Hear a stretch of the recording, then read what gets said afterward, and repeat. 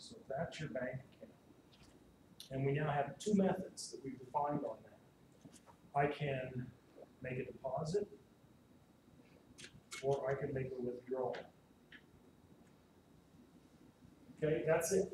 It's the only two things you can do to that particular case. Now, we again create an instance of the bank account, so it is simply the interface that we're now manipulating. At this point, it's concrete.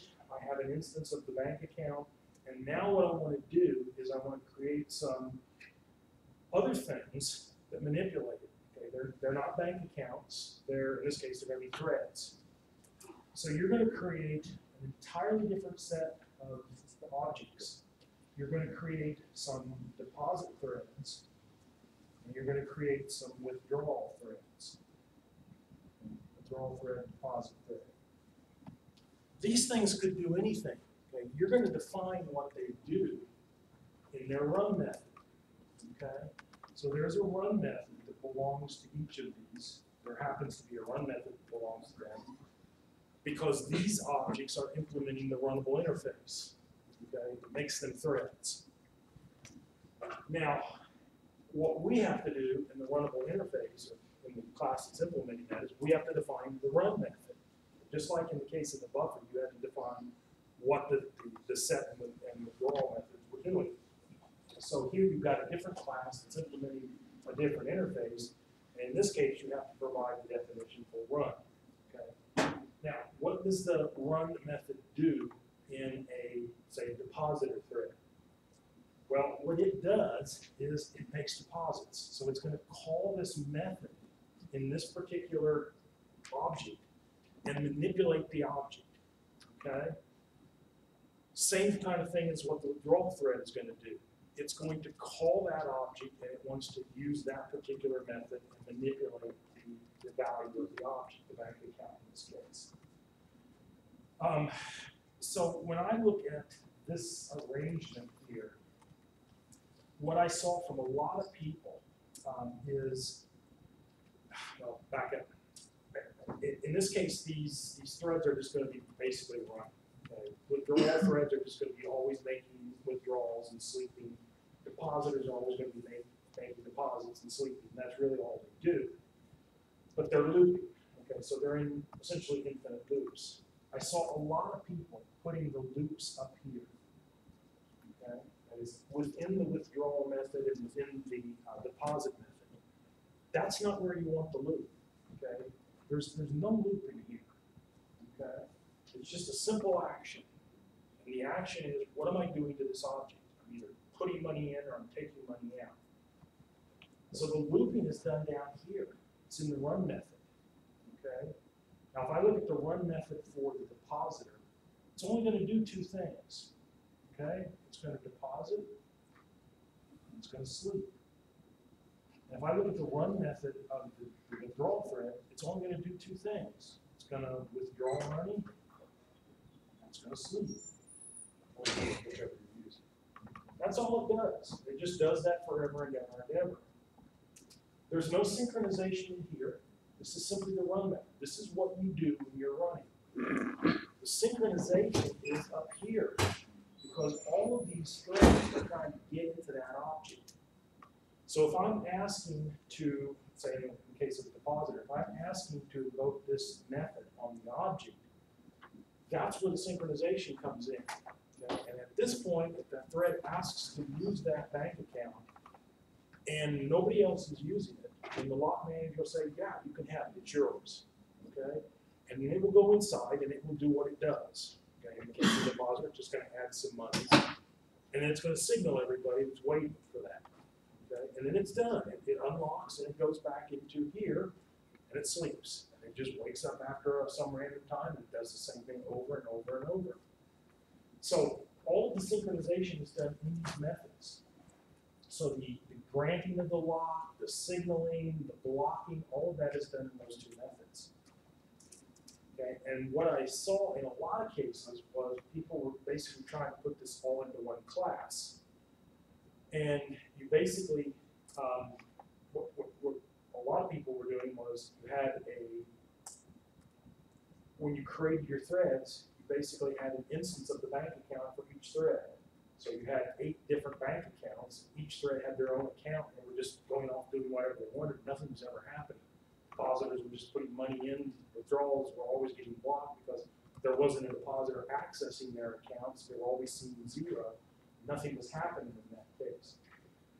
Other cases, what I saw were people were basically creating a single static member, in this case the static bank account, accessing it, but all the methods were also static as well. So everybody had, it wasn't a method that belonged to the object, it was a method that belonged to each of these members in the class. So it was just really falling apart synchronization-wise. So this is the way you want to kind of approach this thing. This object up here, again, you couldn't use the abstract class in this case, and that's one of the questions I guess that comes up a lot in Java. What's the difference between an abstract class and an interface? An interface is inherently abstract. Everything about it is abstract. You can't implement the methods in it. You can't create any private members of the interface. It's all by definition public. In an abstract class, you can do the same thing, but generally in an abstract class, there might be some aspects of the class that you do want to make private. You do want to make some static members, depending on what you're kind of doing. So an interface is, in that sense, more open, less restrictive than what you can do with an abstract class. But they could actually achieve the same thing. So if we followed the method of making a bank account interface in project 2, the advantage of that would be our threads could access any type of account, like a checking account, savings account. They would all implement bank accounts. Exactly. So we wouldn't have to change any code at all. Right. And also, what you could also do then is in the actual interface that's being implemented, I could add an entirely different type of account. Say a shared account. And what I could do with a shared account is you give 2 threads access to the same account simultaneously. If they were, say, one was doing a deposit, the other was also doing a deposit, I could do that sort of thing. But I can't do that if I make that a class. Okay, does that clear up some of the Java issues? This is we have to implement the interface. Well, for this kind of, the way we kind of define what the threads were doing in this case, it would be difficult to do this and get the synchronization correct without having an interface class that you're actually accessing as the shared object. You could do it, but it would be much more difficult in straight line Java to do that. As far as code quality is concerned, after the deadline is passed, will there ever be any instances where you can post weird? I haven't done it in the past. I suppose I could do that for some of them. I probably shouldn't, if you're talking code quality and looking at my code at the same time, that's probably a misnomer, because I wouldn't say my code is high quality code. One of the places I always fall down is 2 places actually. I abhor commenting, so I just kind of know what I'm doing, and I always do like you do. I put the comments in after the fact if I have to. So my code that I did for this won't have any comments at all in it, except at the top where I'm telling myself what the class is doing. But the other thing I also do in a lot of my code is I put a lot of debug built in. I generally don't like to use debuggers that are in like the IDEs. They're generally very complex and you have to mess around with it. So I do all the debugging myself, inline code, where I want to print it and know what's coming out. And I generally leave all that in there, and it looks very, very messy in that sense. I also get in a very bad habit of if I'm doing something in the code that it's not working, I'll just comment that code out and leave it there. So if I try to work it and something's working right now, maybe I want a piece of that, it's still there. So my code really looks sloppy. If I put any out there, I would have to clean it up quite a bit. I don't know if I'll take the time or not to do that. But in this case, the same sort of thing is true. When you submit the code, one of the things, of course, I do look for is that it's working and it's some kind of reasonable format to your code. I'm not having the TA mark off or anything, in terms of the style or the content in that sense. But one place that you do want to be a little careful in the way you do the code is, I think too many people in coming through our program for some reason get nervous dealing with multi-classes. Everybody always wants to do it in a single class, and that will work up to a point in Java. But as the program's applications get more complex, it's going to be very difficult to do that, and it's also, of course, kind of defeating the purpose of an object-oriented design. When you create an object-oriented environment, what you want to think of is you have classes, and the classes are defining objects that can do certain things. And your application is really more in the sense of how do I combine these different objects to do the things that I want to do in this application. So you want to think of the objects in a more generic sense. They're reusable. And by making the objects more generic and more reusable, you can reuse that code over and over. You're going to get a little flavor for that, I think.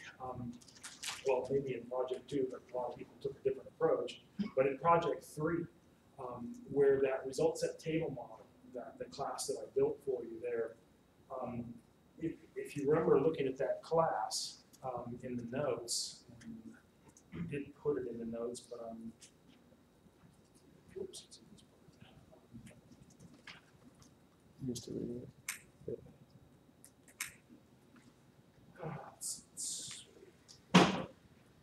This class right here. This is a kind of a standalone class in the sense that what it's doing is making a connection to a MySQL database and then handling all of the result sets that come back in terms of the metadata and the data.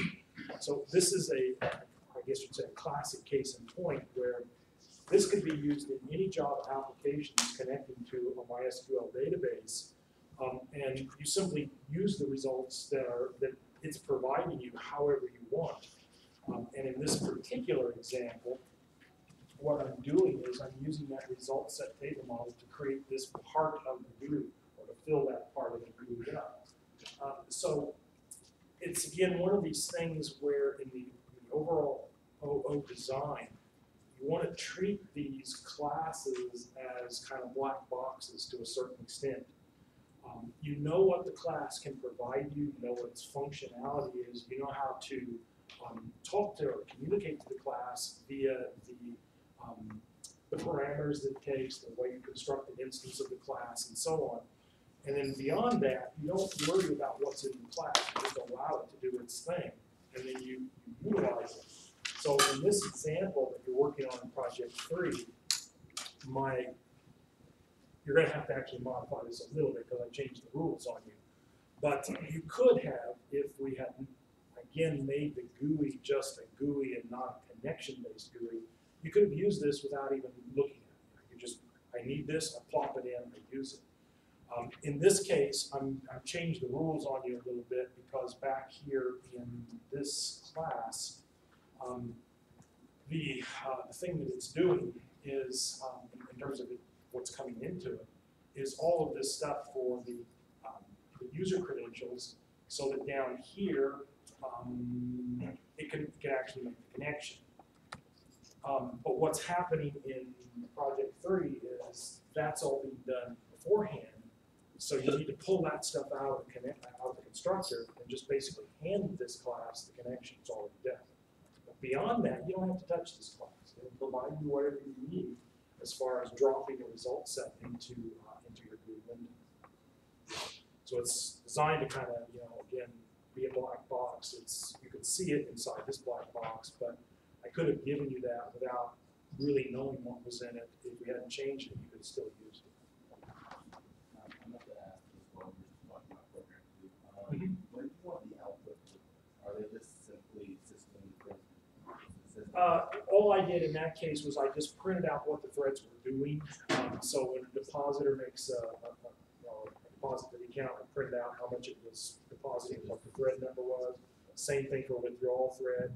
The only other thing I printed out was when a withdrawal thread gets in and discovers that the amount that's in the account is less than what it's trying to withdraw, it shows that it's blocking on insufficient funds.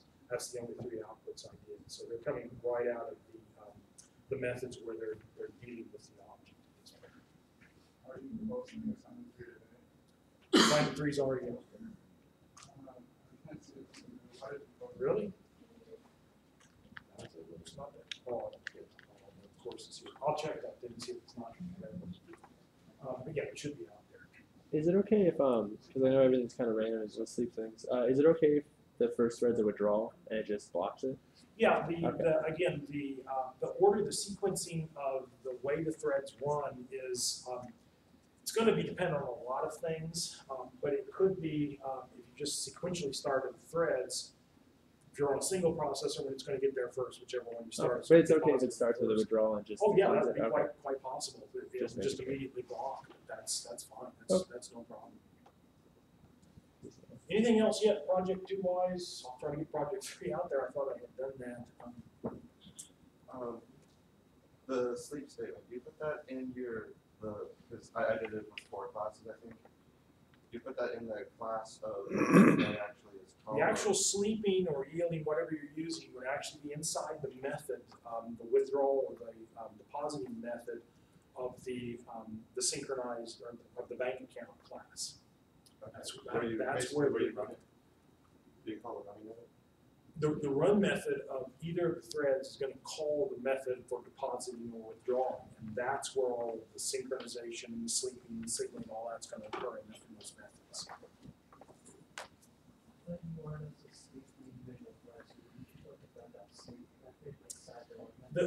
The thread sleeping is, again, sleeping is a kind of a standard way in simulation type programs. If you, I always did the sleeping a random amount of time. So each time the thread went to sleep, it simply generated a random number between a certain range. So I didn't always have them sleeping exactly the same amount of time, which makes even a little bit more randomization as terms of how things are behaving.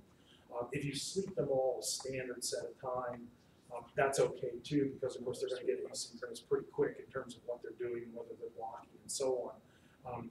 You might see maybe a little bit more predictability if they're all sleeping at the same time, but it probably would not be that noticeable either. But also, if you're working on, again, sleep is the one where if the thread goes to sleep, and suppose you have, maybe the sleep time is fairly long. Suppose we have 2 threads that are going to sleep, one for a millisecond, one for 10 milliseconds. And one that sleeps for 1 millisecond is going to wake up first, and it's going to run again. So if it happens to be that it sleeps and no depositor, which is one, say, for a long sleep time, runs in that time period, then it's not going to, if it wakes up again at this point, it's going to find insufficient funds. So that's why you want to signal back and forth. You don't put it to sleep on insufficient funds. You block it on a condition. But in terms of just the randomness, the sleeping, you can also do a yield in the sense that that would also immediately give up the CPU. But a yield does not actually take the thread out of the runnable state.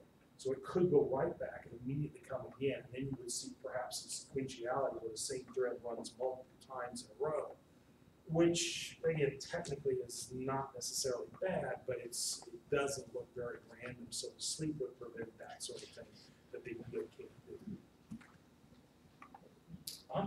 Your assignment 3 is posted under project 3 is under assignments, but not under modules. Okay, I just forgot to post that on the module side of things. It's one of those reasons why I hate the red courses. Everything has to be done 2 or 3 times to get it done. Anything else? Project 2-wise, 3-wise that anybody can think of? Did anybody get Tomcat loaded up and running?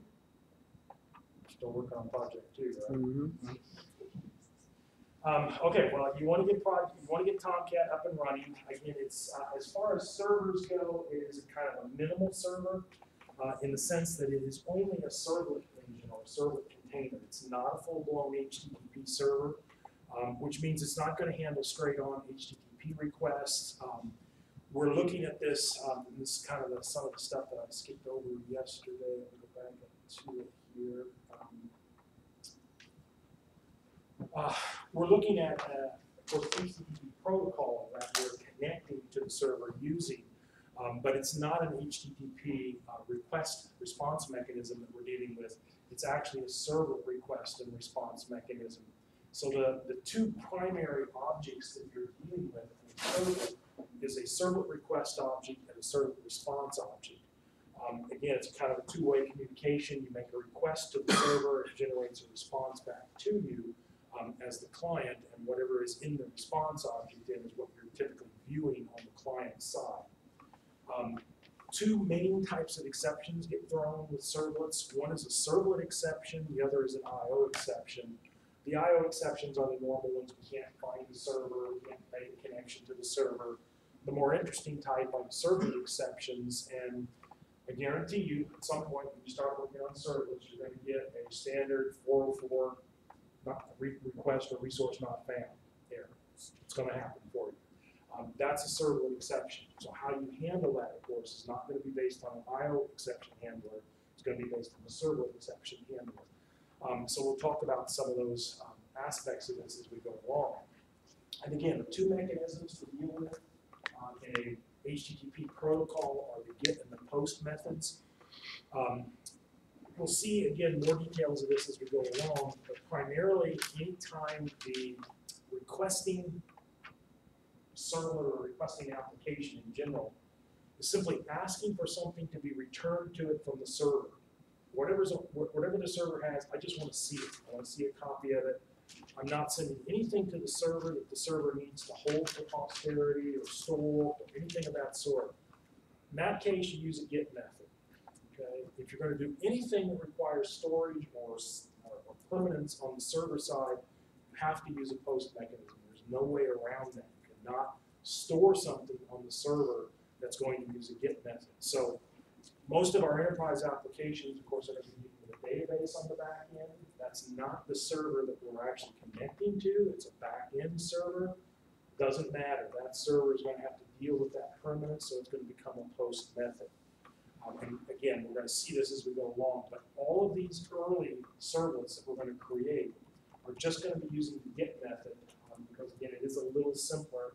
But once we get into the transaction-oriented stuff, the POST methods will give us a lot more capability, what we can see and what we can do with those request objects.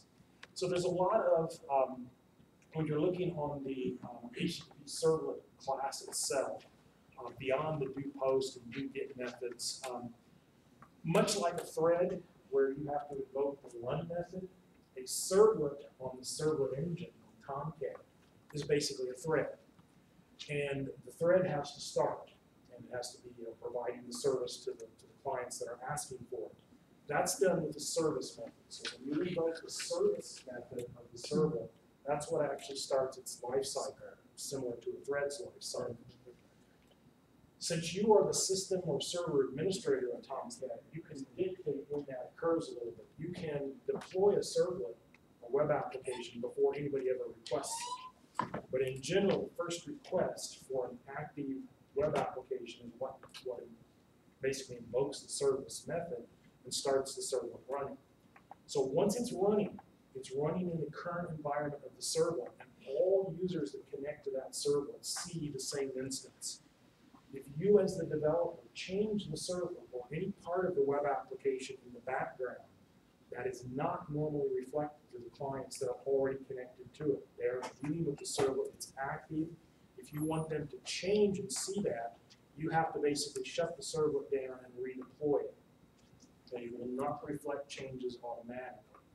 So you're going to see some different things in here, different methods that are available to you. This is on the basic HTTP servlet class, but when you deal, of course, with the post and the get method, you're dealing with the request objects and the response objects.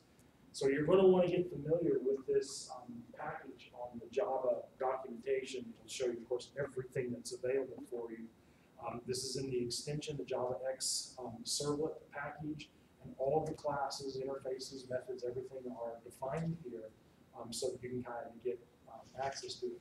This link on your Tomcat homepage will take you to that page as well, so it's easy to get there. There's also some, this is kind of the version of Tomcat that's there in terms of what the Java documentation looks like on the Tomcat side of things, if you want to look at it there, as opposed to directly on the Java side. Now, as we get more involved with our web applications and we deal with the user's interaction with our server, we need to have a lot more access to what they're doing. So we're going to be talking about user sessions. We need to track what a user is doing. We need to be able to record what a user has done in the past. And the biggest problem with this from an HTTP perspective is that HTTP is what's called a stateless protocol. It doesn't, when you connect to CNN or Amazon, if you did that on a pure HTTP protocol, it wouldn't remember you from anybody else that occurred. You know, if you log in every day of your life, it's not going to remember you tomorrow just because you logged in every day of your life. Okay? It's completely stateless, and it doesn't remember you. It doesn't attempt to remember you. But yet, when you go back to Amazon and all these places, they do remember you. In fact, very often the screen is going to be configured because you want it to look like this, or you want this kind of a home page to come up. How is that done? Well, more often than not, it's probably done with cookies. And cookies are a way to have the server write information that it wants to store about you on your machine. And it basically does that through the browser that you're using. But there's a lot of other things that we're going to need to be able to know. We want to know, for example, who we're writing something back to. What is the address that we're sending this information back to? What port number are we connecting to on that machine? There's all sorts of parameters that you can send to us on the request. Different kinds of things that you want to specify on this request. So all those parameters are something that we'll need access to. Similarly on the response, when the server sends you back a response, it might want to write a cookie onto your machine.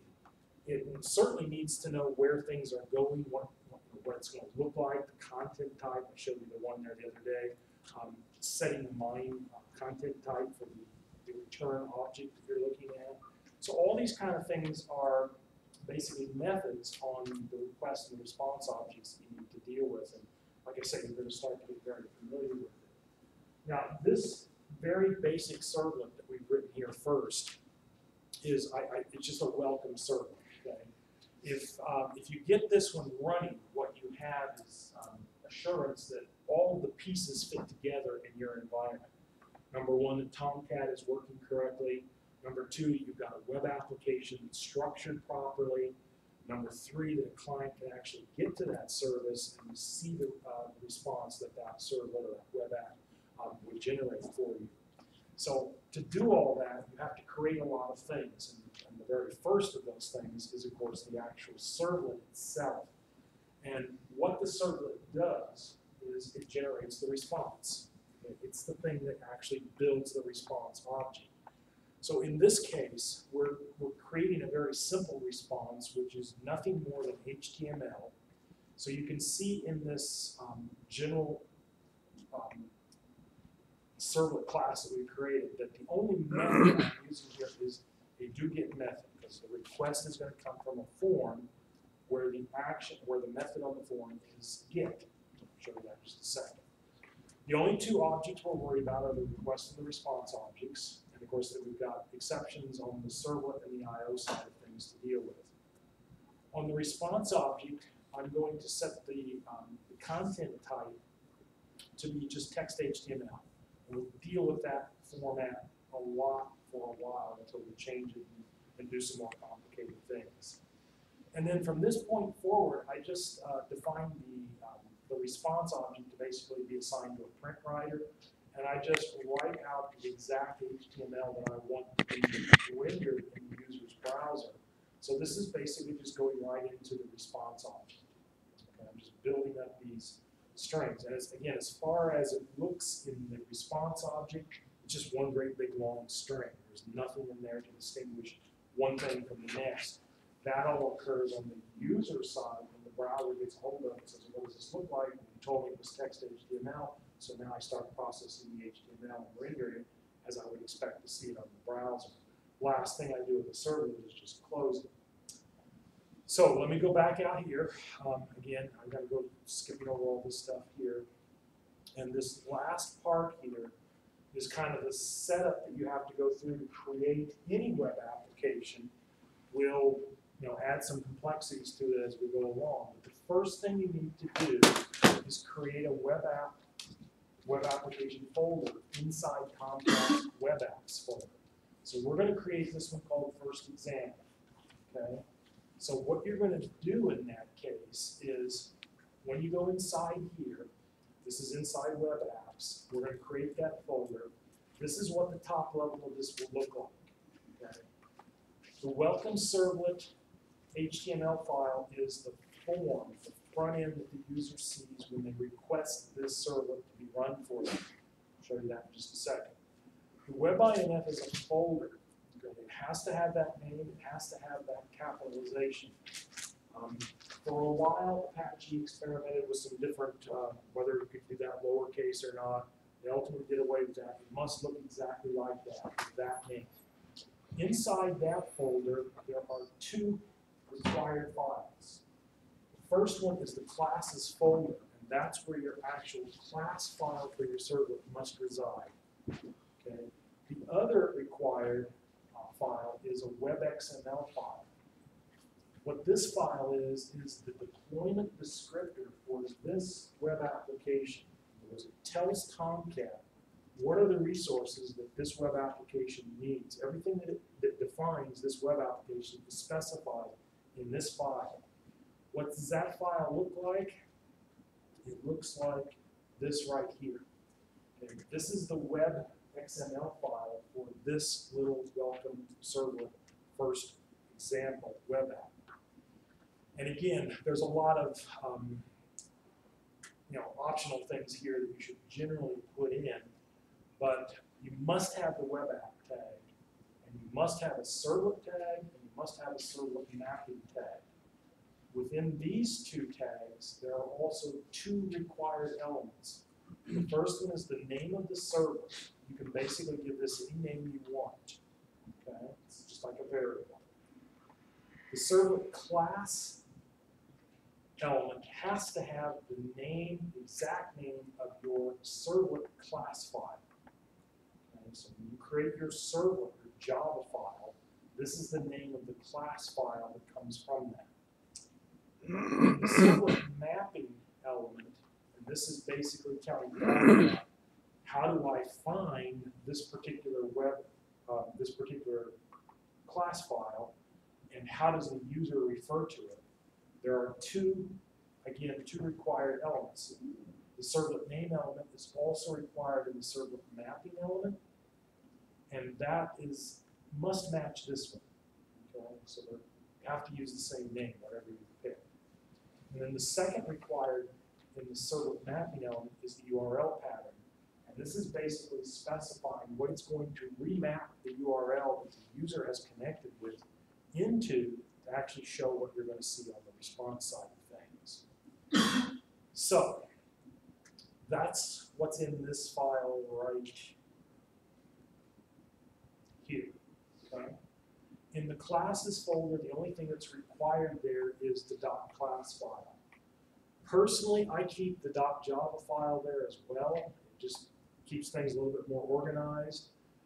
If you're working in an IDE, you can generally redirect the compilation to a remote class, a remote folder. This is what I do. So I put this, I bring this file in. When I click on this Java file, it's going to load in Eclipse for me. I'm going to work on it. I'm going to compile it. And when I compile it, I just have the compiler redirect to this particular folder.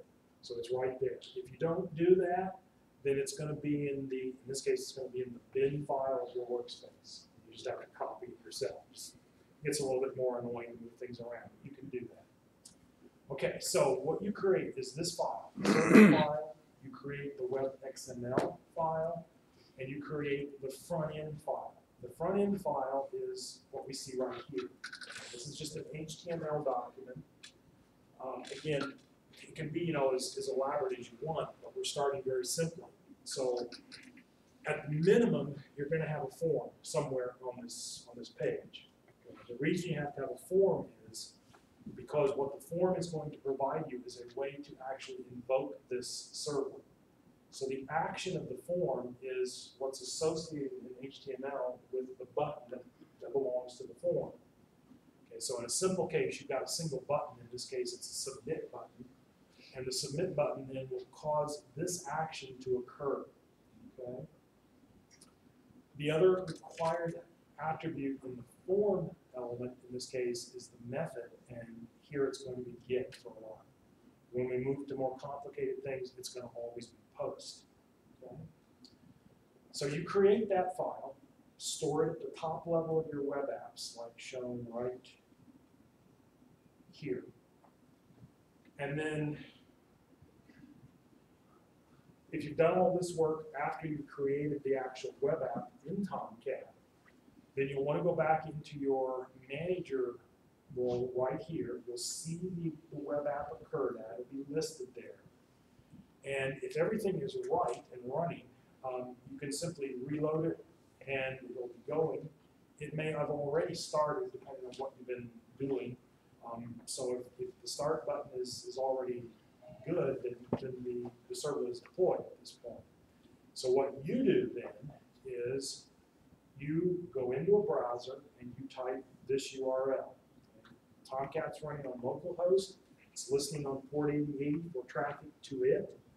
When it sees something that comes with its port number, it's going to grab it and then work on it. So what we're saying here is go to the first example web app, load this file. So this is the form that you're seeing. Okay. Form says that. There's the button. I click the button. Tomcat now goes into the web XML file. Says what you want to see. It's a welcome file. We'll grade it. Brings it, sends it back to the browser, and there's the HTML then that's running. Okay. You get to that screen. You've made major progress. Okay. You've got a lot of things accomplished at this point. You want to get to that screen soon because things get really messy from here on out. All right? I will see you then on Monday. Should be TAs here again on Friday to help with Project 3. Were they here on last Friday? No. Okay, when are they gonna